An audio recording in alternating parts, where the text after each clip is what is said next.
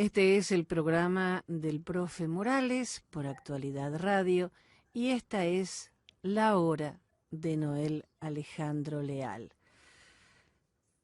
Hay mucho para hablar hoy y aunque todo el mundo habla de lo mismo, no todos dan una explicación tan clara, tan fácil de entender, como la que hizo Noel en un directo sobre Ucrania, el porqué, los hechos y eventualidades próximas. A mí me sirvió muchísimo porque tenía muchas dudas y después de este video se me aclararon bastante. Pero como todavía me quedan algunas cuestiones que no entendí muy bien, tengo la suerte de que hoy nos acompañe Noel Alejandro Leal. Muy buenas madrugadas, Noel. Muy buenas madrugadas, Jenny, profe, y a todos los que nos acompañan hoy. Bien, estamos con que Putin es malo. Me suena a Maduro es malo. Exactamente. Entonces, esto no fue de hoy para hoy, se me ocurre invadir Ucrania y vamos a hacerlo. Estaba diciendo recién que en ese video te remontás a muchos años atrás para explicar por qué hoy pasa esto. No es que un día se levantó y decidió invadir Ucrania. Para los que no han tenido posibilidad de ver el video hasta ahora, porque ya lo van a buscar y lo van a ver, ¿nos podés hacer un resumen de lo que tan bien explicaste? Gracias, Jenny. Sí, yo consideré importante y aproveché que la semana pasada no tuvimos nuestro programa regular, darle forma a lo que estaba sucediendo, pues. ¿Por qué? Porque todo el mundo tenía una gran desesperación por entender Rusia está invadiendo un país.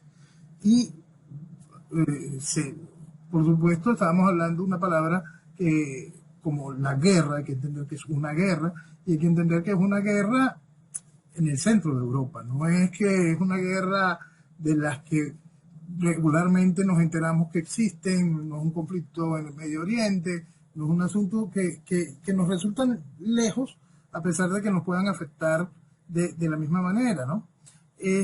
La guerra ruso que se plantea Rusia contra Ucrania en este momento, no es eso, no es precisamente lo que les están pintando a todo el mundo, que es Putin, Putin, Putin es malo y todo lo demás.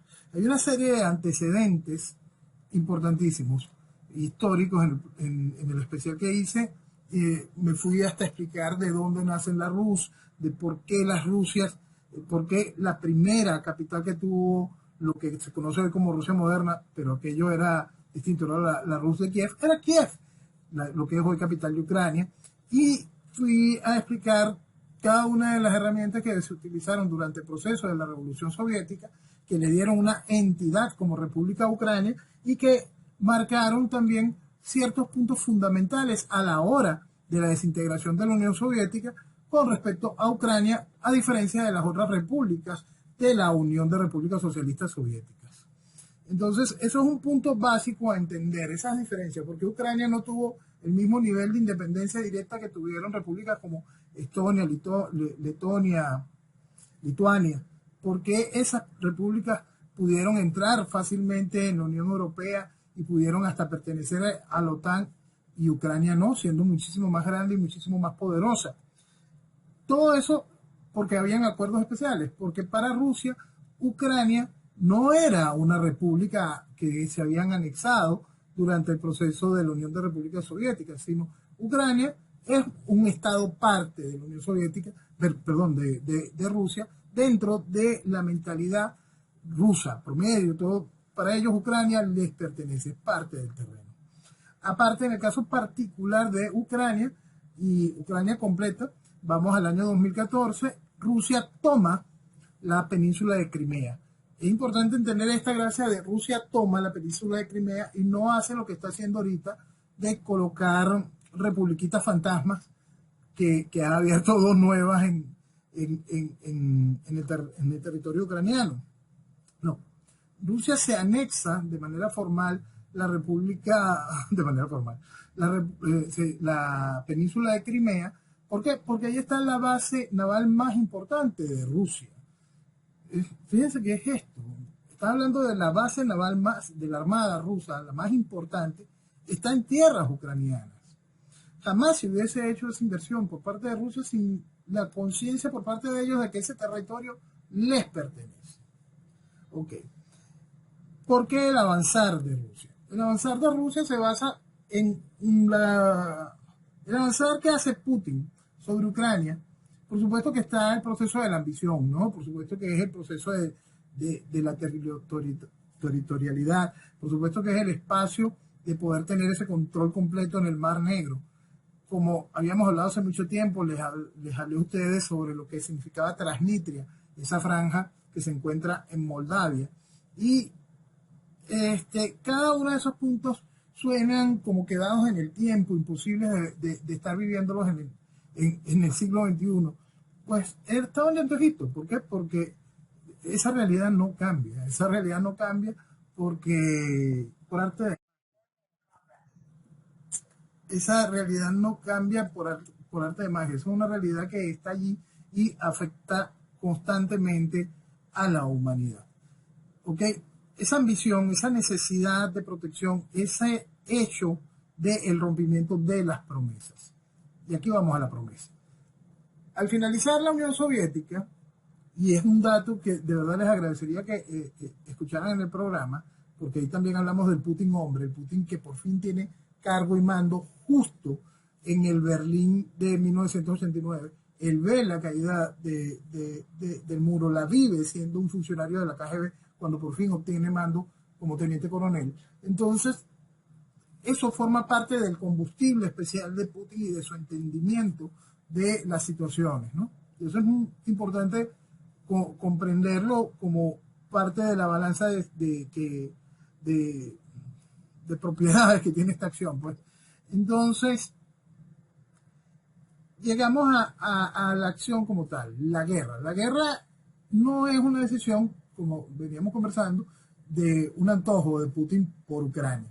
Hay un proceso histórico, está la gran mentira, que es el hecho de que Ucrania no puede ser miembro de la OTAN. Punto. Eso es una decisión que se estableció de manera muy clara al momento de disolver la Unión Soviética. También en ese momento la Rusia actual ha sido, si se quiere, un tanto laxa al permitir que las repúblicas pequeñas que hacemos mención, Letonia, Estonia, Lituania, pasaran a ser parte activa de la Comunidad Europea y también fuesen parte de la OTAN. El peso está cuando países como Finlandia o Suecia quisieran pertenecer a la OTAN, o sería por lógico miembros de la OTAN. No, Putin les vuelve a recordar que son parte de la misma promesa que incluye a Ucrania. La realidad es que había un gran acuerdo, no acercar la OTAN a las fronteras rusas. Y ese acuerdo se violó. Los países tienen la independencia de poder decir a qué club pertenecen. Sí, eso es muy, muy lógico. Pero es que estamos hablando de que allí está Rusia. No es que tenemos que entender históricamente cómo ha funcionado Rusia desde la Rusia zarista, cómo fue el poderío soviético. Eso está allí, está en su ADN, funciona. Y por supuesto, cómo es la Rusia actual. La Rusia actual la definimos muy bien unas semanas antes de la invasión, recordando al Putin del año 2003, esa imagen que me gusta traer a la gente para que pueda refrescarse y entender qué está sucediendo. Un hombre que en una de las paradas militares, creo que en el día de la victoria del año 2003, se pone de pie, el alto mando militar tras él, un paso más atrás, la cámara se abre, se ve uno de los camiones que identifican el poderío nuclear soviético, se abre más la cámara y esa imagen, el ejército, el hombre, el poderío soviético se ve coronada por el águila bicéfala del imperio zarista. Ese dominio de Occidente y de Oriente. Esa realidad, Putin nos la dejó clara en el año 2003. No haberla visto, no haber entendido el hombre, no haber entendido las posibilidades de Rusia, su comportamiento tradicional, cómo funcionan sus fuerzas armadas, lo dolido que estaban después de la desintegración de la Unión Soviética, las oportunidades económicas, irlo cercando con los avances de la OTAN, hicieron el imposible, la otra parte del imposible, acercar a Rusia y a China. Acercar a Rusia y a China, ustedes me han oído más de una vez que yo siempre hablo de los socios habituales en este tipo de procesos revolucionarios en lo que compete a Venezuela. Sí, siempre han trabajado juntos en eso, pero entre ellos nunca. Este acercamiento ruso-chino es cortesía de haber aislado a Rusia.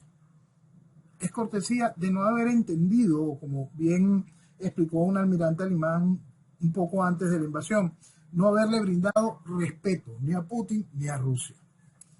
Hoy Rusia se alza, y por eso volvemos al punto, Rusia, no Putin, se alza buscando poner orden y que se haga respetar el hecho de ser, quizás en ojivas, la primera potencia nuclear del planeta.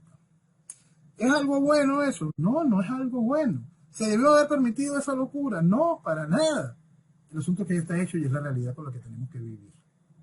El asunto es que es una realidad que nos pesa y es una realidad que incluye guerra en Europa. Y una guerra que tiene no solo la carga increíble y dolorosa de la cantidad de víctimas que irá dejando, la cual irá en aumento, no solo demuestra el tradicional comportamiento del ejército ruso, que funciona tal cual funcionaba el ejército soviético. No funcionan como las tomas que hacían los alemanes de las guerras relámpago, ni nada de esto. Funcionan de manera avasallante, sin importarle la cantidad de bajas que sufre su propio ejército. Simplemente van, destruyen y toman. Es guerra, y guerra entendida en el formato ruso. La respuesta ucraniana, claro, noble, correcta. Un país que está obstinado de la presencia rusa, un país que quiere su independencia, que quiere su identidad. El asunto es que su independencia y su identidad siempre iba a estar bajo la espada de Damocles de los intereses de Rusia. Ucrania fue empujada, y también por mucha voluntad de Ucrania, a comprometerse en una serie de situaciones que para cualquiera que conoce la historia de la relación ruso-ucraniana y el comportamiento tradicional ruso, sabía que esto iba a suceder. El año pasado yo hice una apuesta y coloqué un tuit donde señalaba la posibilidad de una apuesta, ¿no? ¿En qué consistía la apuesta? La apuesta iba hacia si Rusia invadía Ucrania antes de que China invadiese Taiwán. ¿Y por qué hablamos de esto en pleno siglo XXI? Países invadiendo a otros. Porque el mundo cambió y va a seguir cambiando. Debido a la increíble debilidad de lo que es el occidente de hoy, un occidente que perdió su razón de ser, que se hizo tan irresponsable como Venezuela en el concepto de a quienes colocan para defender la libertad, la identidad de lo que es la libertad, los valores familiares, los valores del individuo, todo lo que hace este esquema que siempre repito de individuo, familia, sociedad, nación. Nuestro occidente lo perdió, pues. Occidente perdió ese norte. Al perderlo, por supuesto, se vuelve débil. Y se vuelve débil frente a lo que no es occidente y que tiene una conducta que no es novedosa, es la tradicional, es la que hablábamos desde hace todos los años del mundo del miedo a el avance amarillo, cuando se hablaba de China, este oso de pie de nuevo en el medio de Europa. Son realidades que simplemente siempre han estado allí y se les permitió crecer. Se les permitió crecer por la irresponsabilidad, por este fenómeno de ir degradando Occidente, se les permitió crecer al otorgarle a China el increíble poder económico, al estimular un consumo de mano de obra barata y productos de mala calidad. Todo eso fue alimentando este monstruo. Parecen cosas sencillas, pero esos son miles de millones de dólares. Y son miles de millones de dólares perdidos en una sociedad que no se valora a sí misma, que no tiene identidad y que ni siquiera entiende lo que significa la palabra patria, lo que significa su tierra y el respeto a sí misma. Muchas veces cuando yo señalo el asunto de la falta de amor a Venezuela, que en el caso venezolano es un plus gigantesco, enorme, siempre hablo de la sociedad venezolana como un reflejo de lo que toca vivir en todas las sociedades del mundo. Distinto está en las élites dirigentes de esas sociedades que buscan de una u otra manera darle al entorno de sociedad y nación una identidad en la que puedan encontrarse. Pero hoy todo Occidente sufre esa realidad, está debilitado frente al avance del oso. ¿El oso está solo? No.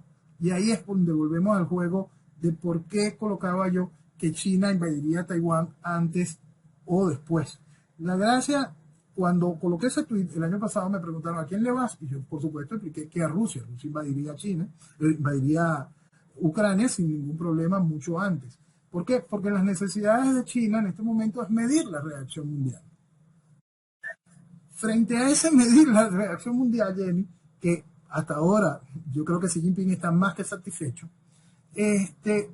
manda también un mensaje a Taiwán. Taiwán no va a ser destruido por un proceso de invasión, es lo que están pensando todos y cada uno. ¿Cómo hacemos? Aceptar lo que le pasó a Hong Kong.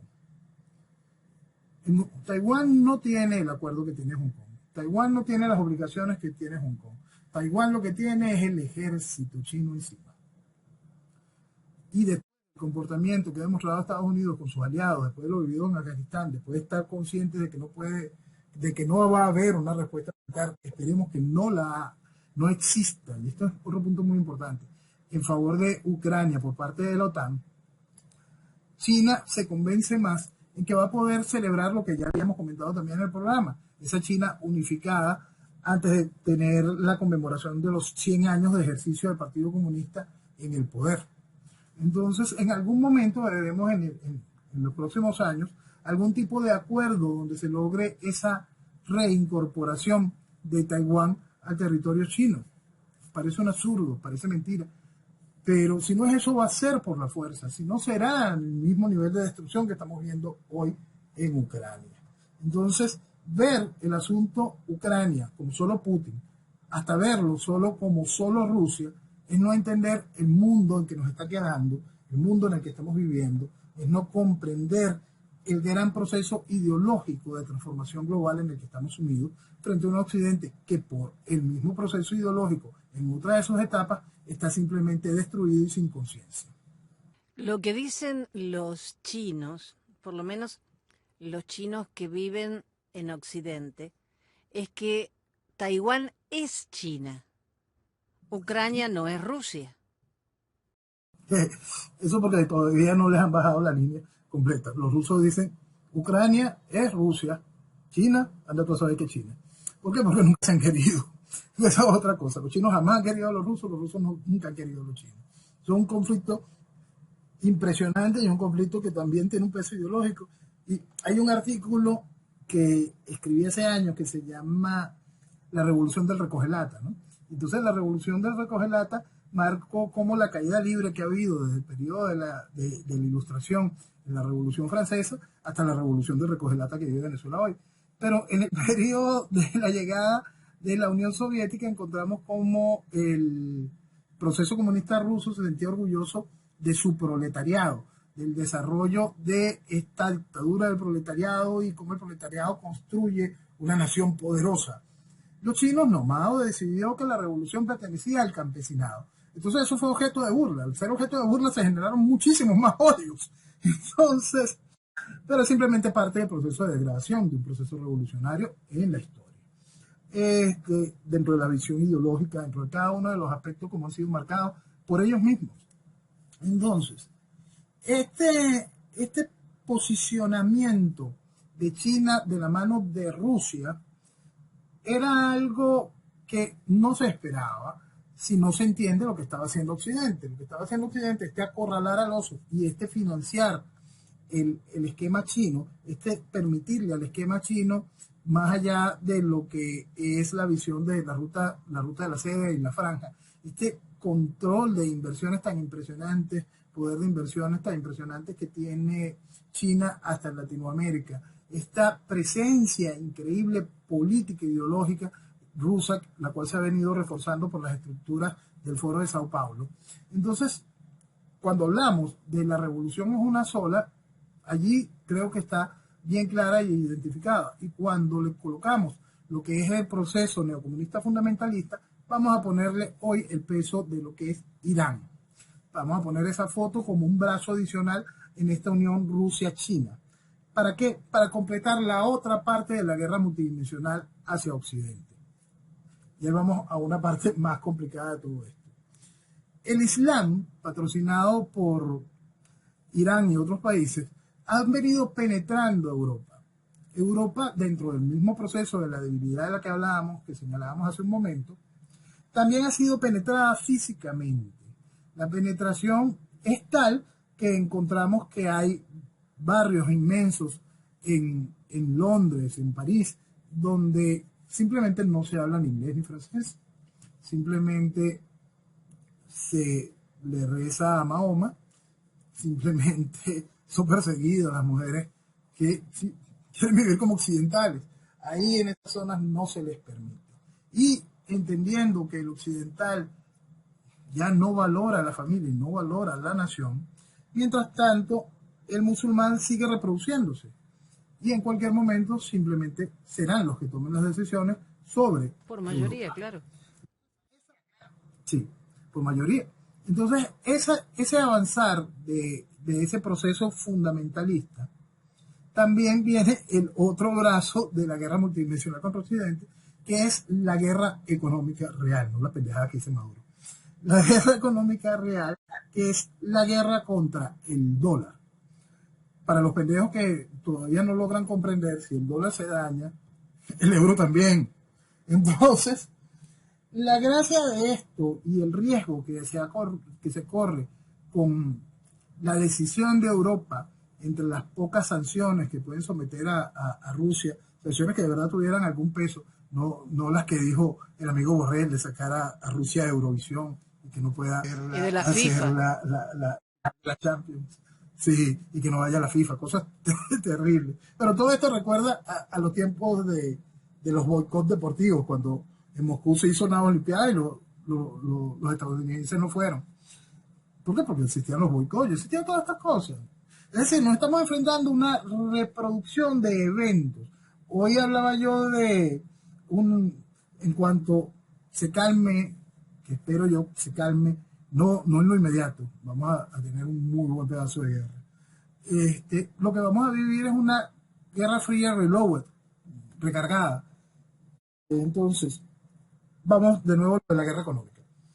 La sanción que le puede poner el mundo occidente a Rusia, la más importante es sacar a Rusia del SWIFT. ¿Qué es el SWIFT? El SWIFT es como un proceso de interconexión bancaria, es como lo que conoceríamos en Venezuela una especie de cámara de compensación. Es ese espacio donde los bancos se pueden entender, asegurar sus transferencias, asegurar los montos internacionales, asegurar cada uno de las estructuras reconocidas en lo que es el proceso económico mundial. Más allá de sancionar a bancos específicos, algo a lo cual ya Estados Unidos había hecho y algún país europeo en puntos específicos con respecto a determinadas transacciones, con respecto a bancos rusos, la idea es sacar a Rusia completa del SWIFT, buscar aislarla económicamente. Tal como nosotros explicábamos en el caso de Venezuela, y esto es bien interesante para poder colocar estos paralelismos y tener dimensión del tamaño, de lo que significa. Cuando comenzaba el proceso de sanciones en Venezuela, uno explicaba que las sanciones ahogan pero no matan. Y uno explicaba que el chavismo se había preparado para el proceso de sanciones, con una estructura de triangulaciones y perfectamente apto para manejar un proceso de mafias. ¿Te acuerdas que lo conversábamos mucho entonces? Y eso ha demostrado todos estos años de sanciones y de estar bloqueados en el sistema financiero, las cuentas que pertenecen al Estado o que pertenecen a la principal empresa del país, a PDVSA, en realidad ahí está el gobierno y sigue estrangulando a los venezolanos. ¿Por qué? Porque las sanciones solo hacen eso. El asunto es que cómo lo logró el gobierno chavista. Lo logró gracias a esa estructura de triangulaciones, gracias a prepararse a través de un esquema de mafia para poderlo soportar, gracias a unos socios puntuales que dieron el espacio para eso. Entre esos socios, por supuesto, está Rusia, China e Irán. Cuando se le dice a Rusia, te voy a sacar del SWIFT, inmediatamente todo el mundo empieza a pensar qué está pasando con la moneda china. Rusia puede sobrevivir con juegos de criptomonedas. No, ¿para qué? China de una vez empezó a presentar su propio plan de comunicaciones financieras. Plan de comunicaciones financieras donde el poder económico chino es la base, donde las conexiones bancarias completas, mundiales, de China son enormes, donde la interacción con China económica es algo que no van a decir que no ninguno de los otros países del mundo, por la cual Rusia podrá interconectarse con China y colocar cada una de esas fachadas. Y no solo con China, sino también con Irán. ¿Un Irán bloqueado? No está bloqueado, para nada en el Medio Oriente. Entonces, esa gran media luna nueva que se está haciendo allí viene a enfrentar a lo que queda del mundo, a lo que conocemos como Occidente, a lo que conocemos como libertad. Ese comportamiento que sabemos que no lleva la palabra libertad, el comportamiento tradicional ruso, el comportamiento tradicional chino, el comportamiento tradicional iraní, se enmarca en lo que yo he denominado desde 1998 un proceso revolucionario neocomunista fundamentalista. Un proceso que ha financiado la debilidad de Occidente, pero no la permite hacia adentro. Un proceso que ha estimulado que Occidente se endeude, se haga inviable económicamente, que Occidente pierda su identidad en todo sentido, pero hacia adentro de sus países no. Ese proceso está allí, lo estamos viviendo. Estamos a las puertas de una transformación global extraordinaria si no se entiende en cada una de las naciones de Occidente que lo único que salva de esa realidad es individuo, familia, sociedad y nación. Esa respuesta inmediata hace que ese mal que carcome a nuestra sociedad sea revertido. Y esa identidad nacional hace que aquella unión tenga que replantearse cómo avanzar. La realidad hoy es que hoy, en este punto, Ucrania está perdida. Como hemos explicado en más de una oportunidad, la necesidad de llevar de nuevo la frontera rusa hasta Transnistria está allí. Y para allá va a avanzar, dejar a Ucrania sin costa. ¿Puede sobrevivir Ucrania con menos del 50% de su territorio? ¿Rusia lo va a avalar, se lo va a permitir? En mi opinión, no. No tienen necesidad. Han decidido avanzar. Y Putin tiene que mostrarle a Rusia un triunfo avasallante sobre Ucrania. Entonces, buscarán la Ucrania toda. ¿Se detienen allí? Depende de lo que haya hecho Occidente. Si Occidente decide seguir financiando el proceso de guerra ucraniano, también tomarán Moldavia. ¿Se detienen allí? Depende si Occidente ha decidido incorporar a la OTAN de manera activa en la defensa de Ucrania. Si eso llega a suceder, y vamos al punto que habíamos dejado guindando hace un momento, si eso llega a suceder, y por eso es que hablamos de Ucrania perdida, porque si la OTAN actúa, estamos hablando formalmente de la Tercera Guerra Mundial. Y tal como nos dijo Oppenheimer, el director del proyecto Manhattan, uno de los padres de la bomba atómica, él explicaba que no sabía muy claro cómo iba a ser la Tercera Guerra Mundial, pero estaba claro para él que la cuarta sería a palos y piedras, porque todo estaría destruido. Esa es una realidad que tenemos que entender frente a la increíble irresponsabilidad, frente a haber tolerado el avance ideológico que ha debilitado nuestras naciones, frente a haber permitido el crecimiento económico del que siempre se ha jurado enemigo de la libertad. Hay unas palabras de Mao que marcan una realidad que siempre se niega a Occidente, cuando siempre le encanta el milagro chino y esa gran cantidad de pendejadas de la que hemos conversado más de una vez. Mao le dice a su pueblo, a China, el día de que todos los chinos se pongan de pie y den un puntapié fuerte contra el piso, haremos temblar el mundo. No son solo los chinos, tienen a los rusos y tienen a los iraníes y bastante más. Entonces, el mundo va a temblar. El asunto está listo, Occidente, para dar un puntapié igual y volver a entendernos como en los tiempos de la Guerra Fría, en un balance donde entendemos, ese es tu espacio, este es el mío, y la construcción de la aldea global no lleva a globalización. donde podemos ir impulsando mecanismos de nuevo de conexión económica, de conexión cultural. Hoy vemos cómo tanto Rusia como Occidente cierran las posibilidades de información de un lado y del otro. Occidente hasta saca a sus corresponsales de Rusia. Rusia bloquea YouTube, Facebook y cada una de estas cosas. La Guerra Fría volvió. Frente al hecho de la guerra real que se está viviendo en Ucrania, señores, es el mejor refugio.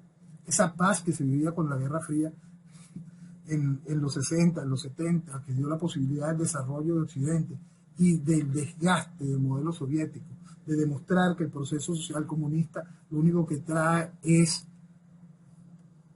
destrucción. Hoy vamos a un nuevo capítulo de eso, pero con un Occidente que perdió sus metas, que perdió su norte, y con una unión que no existía en aquel tiempo. Rusia y China trabajan juntos y con el proceso fundamentalista en esta guerra multidimensional contra Occidente. Guerra multidimensional, y recuerdo que siempre es muy importante entenderlo, en la cual Venezuela es cabeza de... Exacto. Ahora, cuando Putin dice que quiere desnazificar Ucrania, la gente no se da cuenta que es imposible desnazificar un país que ha sufrido tanto en la Segunda Guerra Mundial. Tú sabes que hay una cosa que yo siempre señalo para que se pueda entender la base ideológica y por qué los juegos de este tipo de situaciones. La gente siempre quiere tener al comunismo nada más como un hecho económico. Error. Lo que nosotros estamos viviendo en este proceso revolucionario es un proceso, en el caso latinoamericano, en el caso europeo, es un proceso básicamente ideológico, que no busca alterar mucho los procesos económicos. Lo que vive Rusia hoy, lo que vive China, ese control salvaje sobre sus sociedades, es parte de un proceso comunista de obediencia, de sometimiento, de negación a la libertad. No tiene que ver que si aquellos viven con un proceso de oligarcas, que si los otros tienen 300 millones de chinos trabajando y 1.200 millones de esclavos. Cuando se entiende todo lo que significa la palabra ideológico y las herramientas, van a poder ver todas y cada una de las conexiones. Otra cosa que ha hecho mucho daño y explica las palabras de Putin es que durante años hemos tachado cualquier manifestación nacionalista como nazismo. Solo la idea de nación identifica la fortaleza de una sociedad que respeta a su familia y su individuo. Solo esa estructura de nación que tenemos desde la nación elegida, es decir, es algo que es bíblico. Ese concepto donde nos encontramos bajo una identidad cultural, bajo un concepto geográfico, esa nación es lo que fortalece cada uno de los esquemas que han hecho posibles las interconexiones. Entonces, mancillar los efectos nacionalistas bajo el esquema exclusivamente nazi ha hecho también ese retroceso. Entonces, cualquier manifestación nacionalista se tilda de nazi, y eso es también parte del arsenal de herramientas argumentativas que ha utilizado Putin. Por supuesto que existen estructuras pronazis y neonazis en Ucrania y en distintos sectores europeos. ¿Por qué? Porque a aquel lado las estructuras comunistas también existen. El asunto es que nunca se terminó de hacer algo fundamental que está clara en la Declaración de Praga. La Declaración de Praga establece a lo que son nazismo y comunismo hijos del mismo padre. Un proceso de la misma raíz en pro de la destrucción y la esclavitud del ser humano, del individuo. Murieron como 8 millones de personas, de ucranianos, en la guerra contra los nazis. Entonces, ¿cómo se puede tildar a un pueblo que luchó contra Alemania, que todo el pueblo es nazi? Eso es lo que me da bronca, no es que lo diga Putin, sino que mucha gente le crea. Sí, por eso. Porque para eso está eso que estábamos hablando. Mancillaron la palabra nacionalismo. Mancillaron la palabra nacionalismo. Entonces tú hablas de nacionalismo y te dicen nazi. ¿Por qué? Porque la sociedad ha sido estupidizada. Punto. Una sociedad terriblemente estupidizada. De Gaulle decía, el patriotismo es una cosa hermosa en pro de la nación, de la construcción de las naciones, y que el nacionalismo era algo horrible, era nada más la defensa de la nación por la destrucción de otras naciones. Si Hitler hubiese utilizado la palabra patria en vez de nación, De Gaulle hubiese dicho exactamente lo contrario. Claro. Entonces, el hecho es que la palabra nación, esa identidad, es lo que tiene que ser defendida, y no tiene que haber sido tildada de nazismo. Y ese es un gran daño que estamos viviendo como sociedad en todo sentido. Cada vez que la gente empieza a hacer valer su identidad nacionalista, su sentimiento patrio, enseguida sale algún pendejo a tildarlo de nazi. Y eso hace mucho daño en general a la estructura de la nación y facilita en discursos y argumentos como el que está utilizando Putin en este momento. También me pareció interesante que en esta nota que hiciste te referiste al Holodomor, que hay mucha gente que lo había como olvidado, pero eso fue un genocidio, un holocausto. Ese fue un genocidio, por supuesto, uno de los tantos que organizó la Rusia soviética, uno de los tantos que forman parte de los 100 millones de muertos de la historia del comunismo, todo un hecho típico del socialismo. Fíjate que para poder demostrar el carácter criminal del socialismo, muchos defensores del proceso soviético de aquel entonces indican que eso no fue una operación para castigar a Ucrania, porque también esa hambruna se vivió en otros sectores de la Unión Soviética. Y murieron tantos millones de personas. Sí, sí, de millones de personas en otros sectores de la Unión Soviética, lo cual es real. ¿Okay? Lo que pasa es que en Ucrania fue bien direccionado. Y entonces dicen que el proceso era un proceso de ineficiencia de la administración. Entonces, es decir, como siempre repito, el socialismo siempre mata. No importa si lo utiliza de manera directa, como garrote, no importa, el socialismo siempre, siempre mata. Y para eso vamos, si es matar por hambre, vamos al socio nuevo, vamos a esa unión. Lo que mató Mao en la Revolución Cultural por hambre, de acuerdo a los números del libro rojo, el libro negro del comunismo, se monta sobre los 40 millones de personas, el doble de lo que murió en la Segunda Guerra Mundial. Uh-huh. Sí, hoy todavía están discutiendo, es un debate si fue genocidio, si fue planeado por Stalin, si fue consecuencia del proceso de industrialización soviético. Y lo que importa es que murió demasiada gente. La mataron. Eso es importante que se entienda. No es que murió la gente. La mataron. Y eso es importante que se esté consciente porque eso es lo que hace el comunismo. Mata. Eso es lo que hace el socialismo. Mata. Entonces, por lógica, esa situación. Porque estamos hablando de que si colocamos a Ucrania dentro del esquema de Rusia, de la Rusia soviética, estamos hablando de Ucrania es el gran granero. Es esa tierra increíblemente productiva. Mientras que del otro lado, un par de inviernos, la tierra se congela, se hace improductiva y por supuesto no ibas a tener las cosechas de grano necesarias. La decisión de Stalin en ese momento fue, hay grano en Ucrania, que ellos pasen hambre y tráete todo el grano para acá. ¿Qué ibas a hacer con eso? ¡Matarlos! No es que, los mataron. Y eso es importante entenderlo, porque así es como funciona un proceso soviético, así es como funciona un proceso socialista. Entonces, esa es la realidad que se ve perfectamente también en el proceso cultural de la Revolución Cultural China. Son realidades increíbles que el mundo se niega a comprender.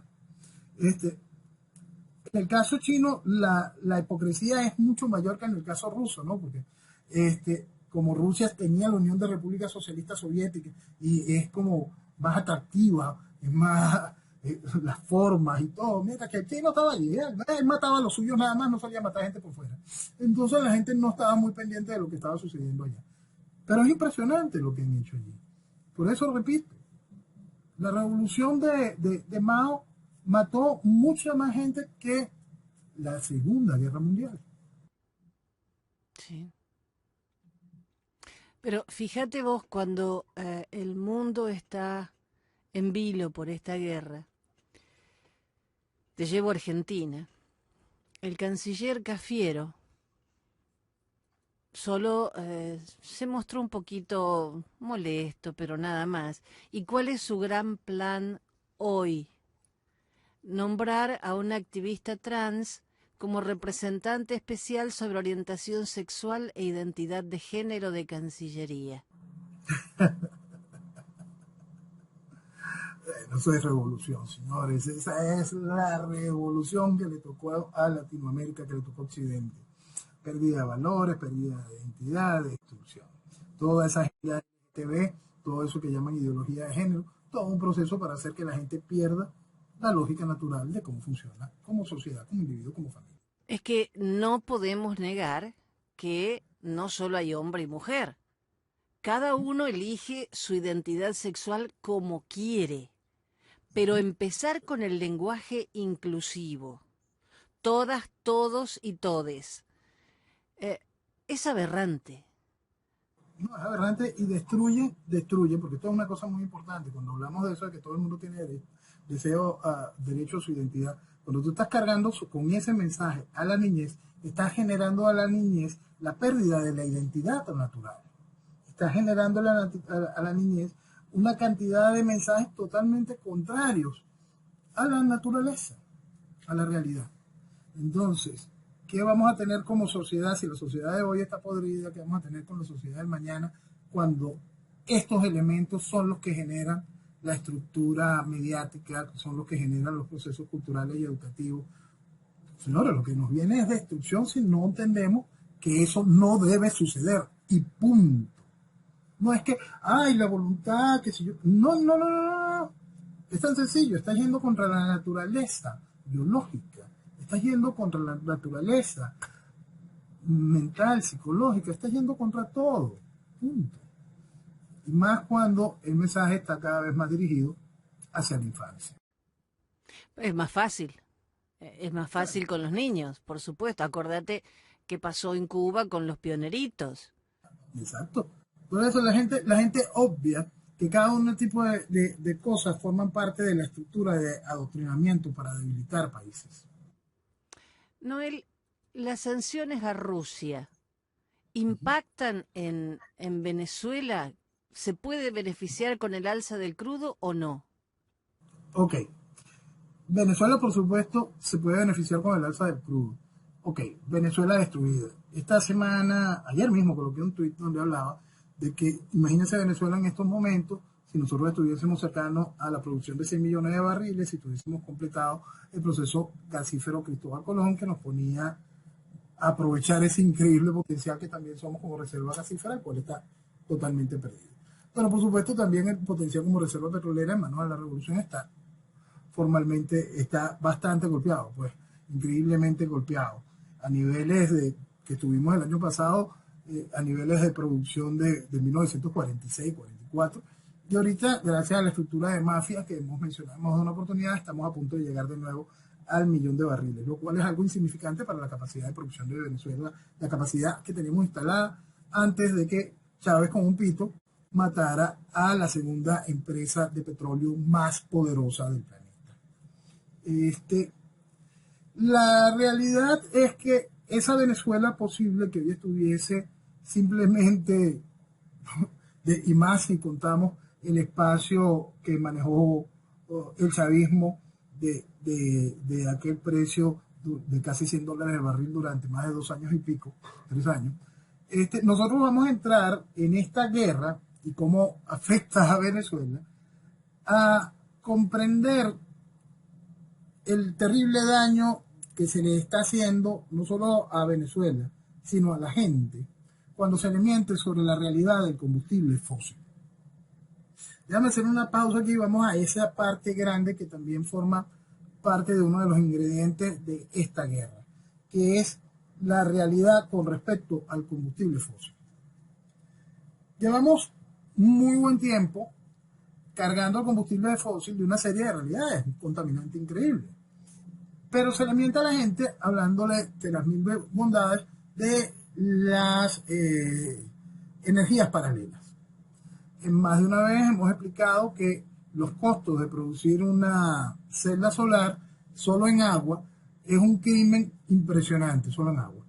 Si eso para poder producir una batería de litio de un vehículo eléctrico se utiliza mucho, mucho, mucho más. Entonces, si hay un ejemplo que utilicé en el programa, si la gente supiera de verdad los costos ecológicos que son producir ese par de cosas, verían que esa huella de carbón que no se ve gracias a estos esquemas es muchísimo superior a la que te quiere mostrar cuando se utiliza combustible fósil. La realidad de todo esto es que esta semana puse que esta guerra venía también a reivindicar el gas, el petróleo, en general el combustible fósil. Y es en muchos sentidos.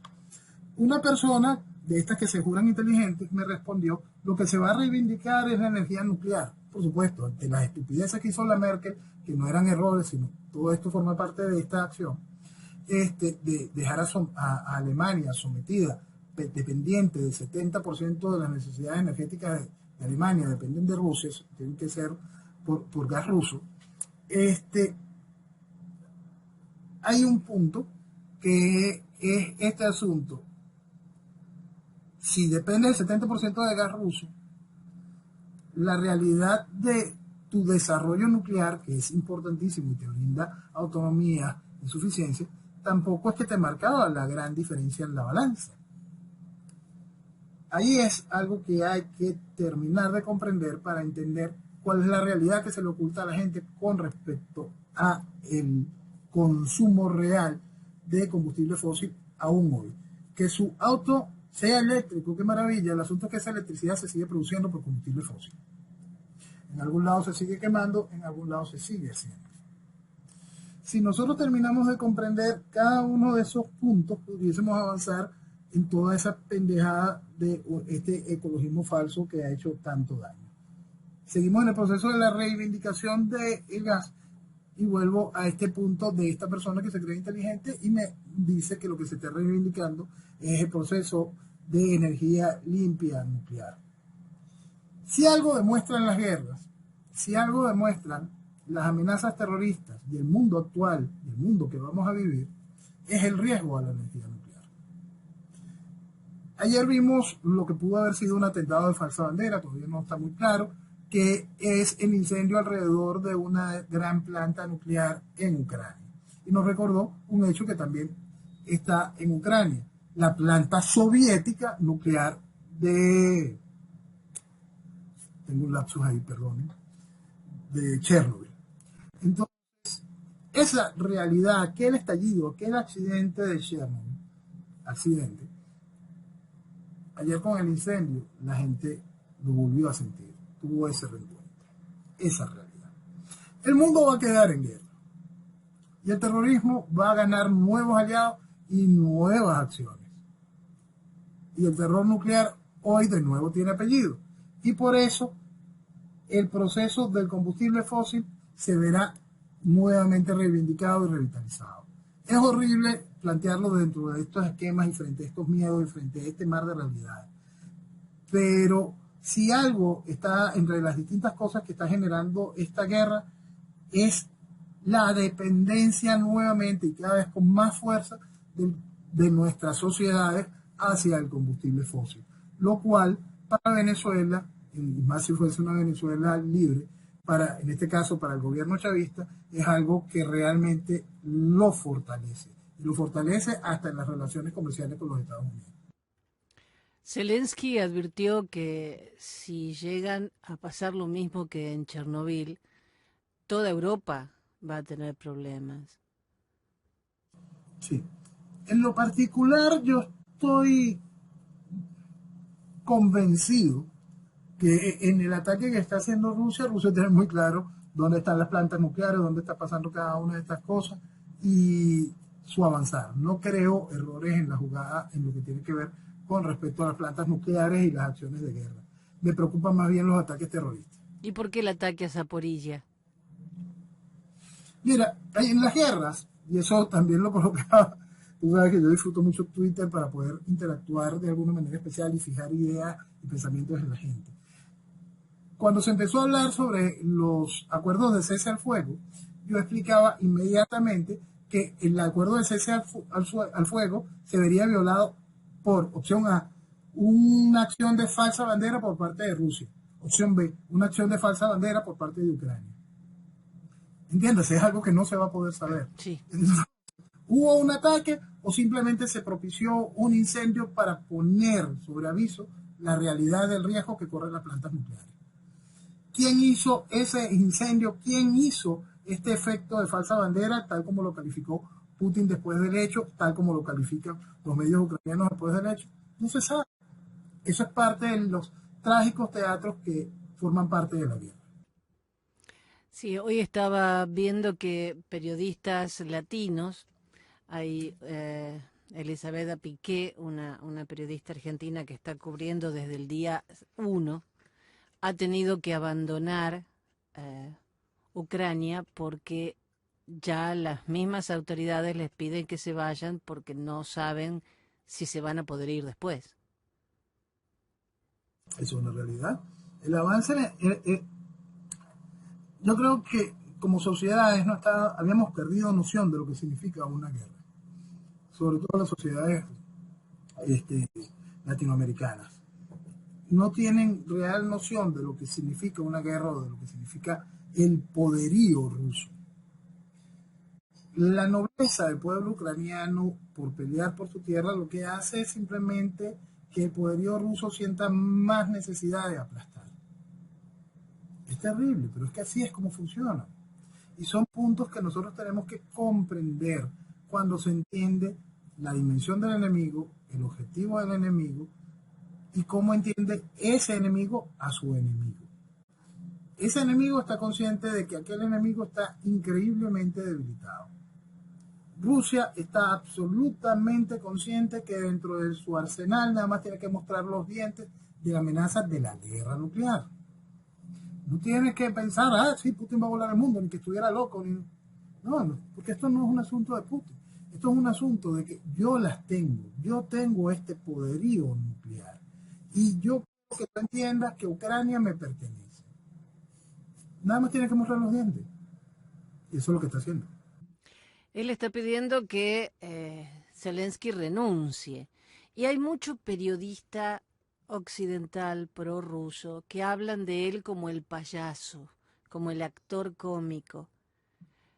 En realidad es un abogado que era actor, que trabajó en televisión y llegó a presidente. Nosotros en Argentina tenemos un presidente que actúa como un payaso. No te cuento lo que nosotros tenemos aquí. Y hay un punto bien interesante también para que la gente pueda entender hasta qué grado es el esquema ruso-ucraniano. Que Zelensky, para poderse convertir en actor, en comediante, para poder participar más en la estructura política de Ucrania y poder llegar hasta donde está en la presidencia de Ucrania, tuvo que aprender ucraniano porque su idioma natal es ruso. Eso es parte de ese entendimiento. Y es así como lo ve Rusia. En estos momentos yo quiero reafirmar, en ningún momento yo estoy avalando lo que está haciendo Rusia. Yo lo que quiero es explicar por qué suceden este tipo de acciones. Ucrania tiene derecho a ser nación. Ucrania tiene derecho a su identidad y a su libertad. Por supuesto que sí. Pero hay que estar consciente que lo que tiene de vecino siempre va a sentir que esa tierra le pertenece. Les vuelvo a decir que en YouTube, en Venezuela Vetada, está este maravilloso informe que hizo Noel Leal. Ucrania, el porqué, los hechos y eventualidades próximas. Recomiendo que lo vean, porque muchas cosas que ni siquiera conocíamos son aclaradas de una manera brillante. No es tan fácil entender y desde tan lejos y a gente que nunca pensó que iba a haber una guerra así. Cuando el canciller argentino dice conflicto, no es conflicto, es una guerra. Guerra. Esto de conflicto no tiene nada, es simplemente guerra. Y el embajador de la Unión Europea en Argentina dijo que la invasión rusa a Ucrania es un retroceso en el tiempo. Pero ¿qué hacen los gobiernos? están muy fríos, muy blandengues. Es que no puedes hacer otra cosa si eres consciente de la realidad global.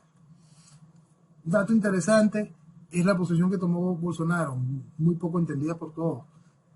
El hombre entendió que Occidente está débil y entiende aquello como un fenómeno europeo, un fenómeno de Europa, en el cual si Occidente interviene, entramos en guerra mundial.